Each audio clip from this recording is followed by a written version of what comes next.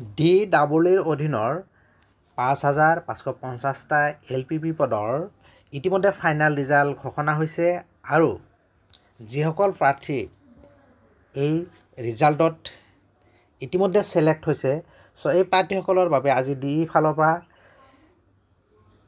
এখন গুৰুত্বপূৰ্ণ জাননী আহিছে। এই জাননীখনত উল্লেখ কৰা হৈছে যে টি ট্ৰাইবৰ প্ৰাৰ্থীসকলৰ বাদে বাকী যিসকল প্ৰাৰ্থী আছে সকলো প্ৰাৰ্থীয়ে বাধ্যতামূলকভাৱে সেই নিযুক্তি পত্ৰ বিতৰণৰ যি অৰিয়েণ্টেশ্যন এণ্ড চেৰিমনি অনুষ্ঠান হ'ব তাত উপস্থিত থাকিব লাগিব আৰু উপস্থিতিৰ সময়ত ভেন্যুত উপস্থিত হোৱাৰ সময়ত এই ছিলেক্টেড প্ৰাৰ্থীসকলৰ উপস্থিতিও লোৱা হ'ব। এই সম্পৰ্কে নটিফিকেশ্যনখন আহিছে, জৰুৰী নিৰ্দেশনা ইয়াতে চাওক। In continuation to this office notice Vide number this dated 7th November 2025 regarding the orientation and ceremonial distribution of appointment letter to the selected candidate অৰ্থাৎ যিসকলে বাছনি হৈছে ফাইনেল ৰিজাল্টত নাম সন্নিৱিষ্ট হৈছে for the post of teacher of LP and UP school against advertisement dated 26th December 2023. It is for information of the selected candidate. বাছনি প্ৰাৰ্থীসকলত কিন্তু ইয়াতে লিখিছে এক্সেপ্ট টি ট্ৰাইব কেণ্ডিডেট, যিহেতু টি ট্ৰাইবৰ সকলক বাকী পোষ্টৰ লগতে বেলেগ এটা অনুষ্ঠান কৰি সিহঁতক নিযুক্তি পত্ৰ বিতৰণ কৰিব বুলি উল্লেখ কৰিছে। They must attend the orientation and ceremonial distribution programme without fail. বাধ্যতামূলকভাৱে এই প্ৰাৰ্থীসকলে এই অৰিয়েণ্টেশ্যনখনত উপস্থিতি থাকিব লাগিব। It is also to be mentioned that attendance of candidate will be taken while entering the venue as mentioned below.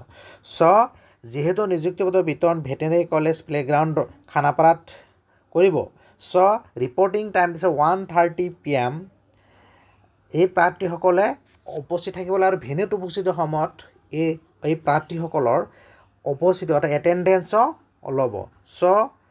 আপোনালোকে উপস্থিত হোৱাৰ সময়ত ডকুমেণ্টছ লৈ ID প্ৰুফ হিচাপে ডকুমেণ্টছ লৈ যাব লাগিব। The candidates are requested to bring an identity proof while attending the programme. আপোনালোকে বাকী ডকুমেণ্টছ নালাগে, অনলি আইডেণ্টিটি প্ৰুফ ডকুমেণ্টছ এখন লৈ আপোনালোকৰ সেই নিযুক্তি বিতৰণ অনুষ্ঠানত উপস্থিত থাকিব লাগিব।